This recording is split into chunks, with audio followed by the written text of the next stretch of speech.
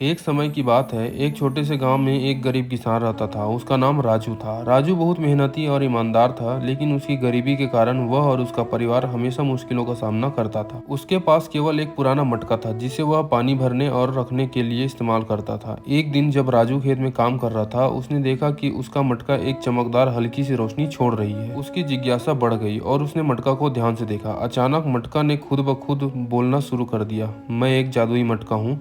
तुम मुझे जिस भी चीज से भरोगे वह सोना, चांदी या अनमोल रत्न बन जाएगी। लेकिन ध्यान रखना, इसका उपयोग केवल अच्छे कामों के लिए करना। राजू को विश्वास नहीं हुआ, लेकिन उसने सोचा कि इसे एक बार आजमाना चाहिए। उसने मटका को अपने खेत में डाला और देखा कि मटका सोने से भर गया। राजू की खुशी का ठिकाना नहीं था। उसने सोने के बर्तन मटका से बाहर निकाले और उन्हें सावधानी से रखा। उसने सोचा कि अब वह अपने परिवार के लिए एक अच्छा घर बना सकेगा और अपनी समस्याओं को हल कर सकेगा।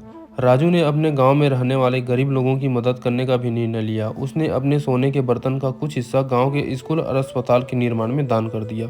गांव के लोग राजू की दया और उदारता को देखकर हैरान रह गए और उसकी सराहना करने लगे।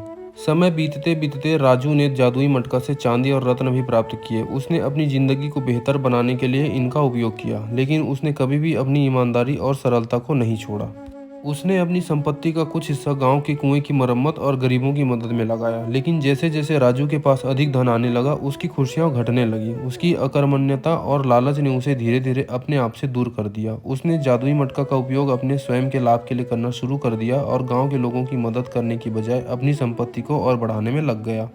गांव के लोग उसकी बदलती आदतों से चिंतित हो गए। एक दिन एक बूढ़ी महिला ने राजू से कहा, ध्यान रखो, जादुई मटका तुम्हारे लिए एक आशीर्वाद था, लेकिन इसका दुरुपयोग तुम्हें दुखी कर सकता है। हमेशा याद रखो कि धन और समृद्धि का सच्चा स्रोत तुम्हारी ईमानदारी और दया में है। राजू ने बूढ़ी महिला की बातों को अनसुना कर दिया और अपने मार्ग पर चलता रहा, लेकिन जल्द ही उसकी सारी संपत्ति और धन समाप्त हो गया। मटका अब खाली और निष्प्रभावी हो चुका था। राजू की खुशियां भी अब कहीं खो गई थी।